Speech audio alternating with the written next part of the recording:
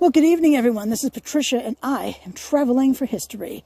I'm in Georgia, Vermont today, and I've been wanting to film this wonderful building in front of us for some time. It's really great to be out and about in a short sleeve shirt and no sweatshirt. Oh my gosh. I think it's 76 degrees today. Now, 21 degrees is equal to 21 Celsius is equal to 70 degrees Fahrenheit. I don't know what 76 is, but warm. It was downright hot. I should have a tan from that today. Anyway, this building here, this is the District Number 2 School. It's an historic school building on Polly Hubbard Road in Georgia, Vermont. Built in 1843 and enlarged in 1931, it is a good local example of mid-19th century vernacular Greek Revival school architecture.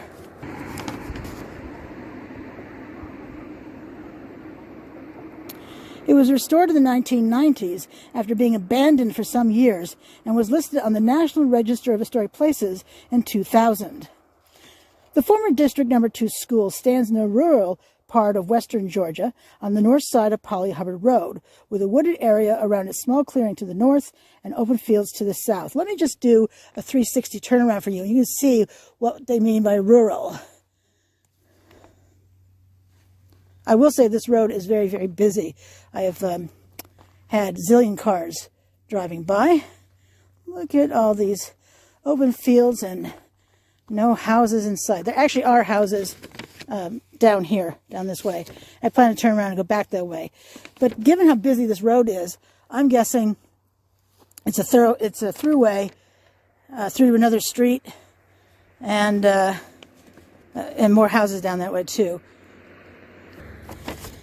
It is a single-story building with a stone main block and wood frame L. The stone block is fashioned out of random coursed local limestone with ashlar finish and is covered by a front-facing gabled roof. The main facade is symmetrical, with a center entrance flanked by sash windows and sheltered by a simple gabled hood, which is quite nice if you want to have some rain or snow not landing on you. The L is finished in wooden clapboards and is covered by cross-gabled roof. It has a bank of sash windows on its east-facing facade. The interior is largely a reproduction of its 1931 appearance, the result of a major restoration in 1997-98.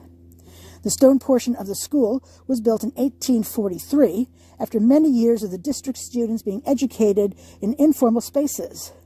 It was built by 3 local residents using stone from a quarry a few miles away. It was enlarged in 1931 after improvements in school building standards were mandated by the state. This resulted in the construction of the wood frame L, which provided suitable lighting and improved sanitation.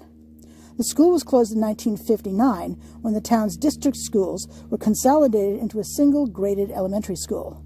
It was thereafter used for a number of years as a seasonal residence and was then abandoned. It was restored in the 1990s by private owners and now serves as a nature center. I don't know if it still serves as a nature center, but certainly at the time of the writing of this article. All right, so let's go back across the road and do a walk around of this place, because as we can see, it is in the middle of nowhere. Ooh, a lot of little black flying bugs though. Ooh, downside of spring.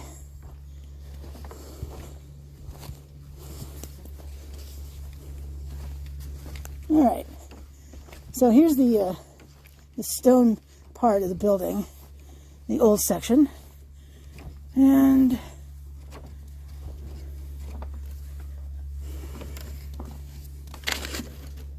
I see photographs in there. Beautiful beadwork, beadboard in there. You can see. Well, let's look on this side. This way. If you move that, you'd be able to close the shutters. Pretty nice.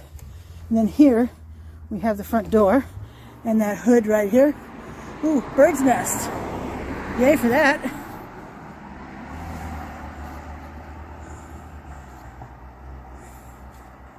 If you want to see my photographs, you can see them on Instagram or Facebook, Traveling for History 1L.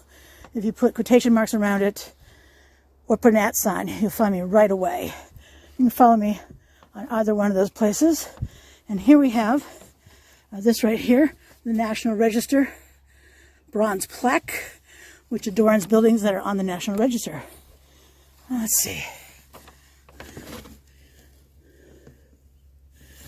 You see it's sort of a community center of some sort.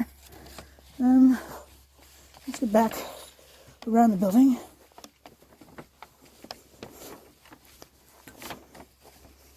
The stone is gorgeous. Look at this, beautiful. I don't know what an ashlar finish is, or I would explain it, although I wonder if it's this brown, see how this brown material is on here? Pretty interesting. Ooh, a bathroom. We can bet our bottom dollar that the children did not have an interior bathroom.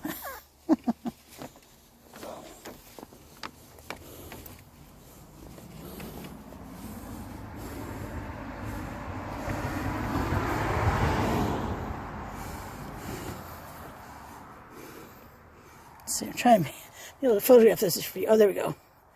And you get to see me. Hello. Let's go around back.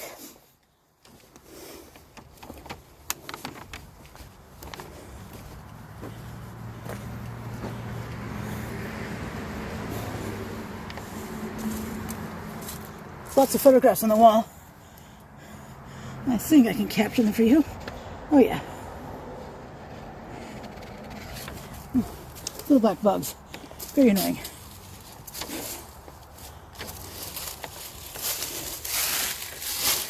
Wood stove in there.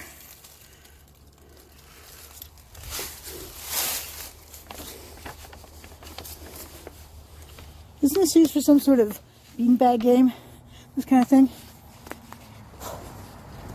We have those excuse me, beautiful windows right there. When I see windows like that, admittedly, I think, oh, I wonder if they had been at a schoolhouse.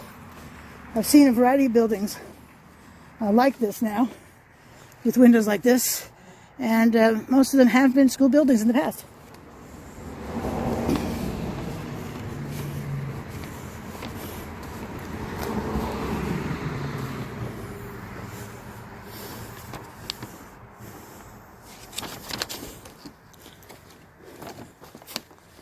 And coming back around to the front.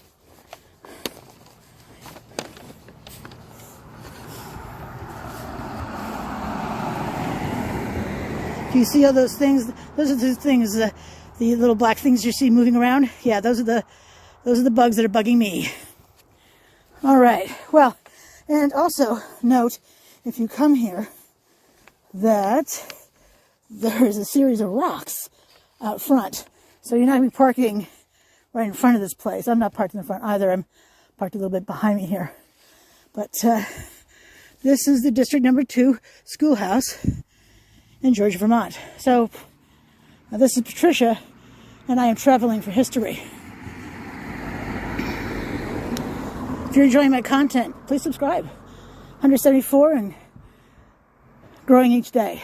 Really appreciate people who are subscribing to my channel. Appreciate people watching my videos. How about sharing them? Are you sharing them too? Yay. If you want to follow me on Twitter, I'm on there too. Traveling for HI1,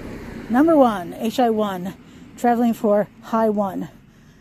I'm on, and I upload every day still to my channel. So great material, fun stuff. Love buildings, love cemeteries, love talking about people too. All right. Well, this is Patricia, and as I said, I'm traveling for history. Appreciate you joining me on today's video. And until I see you again, you have a great evening. Thanks for watching.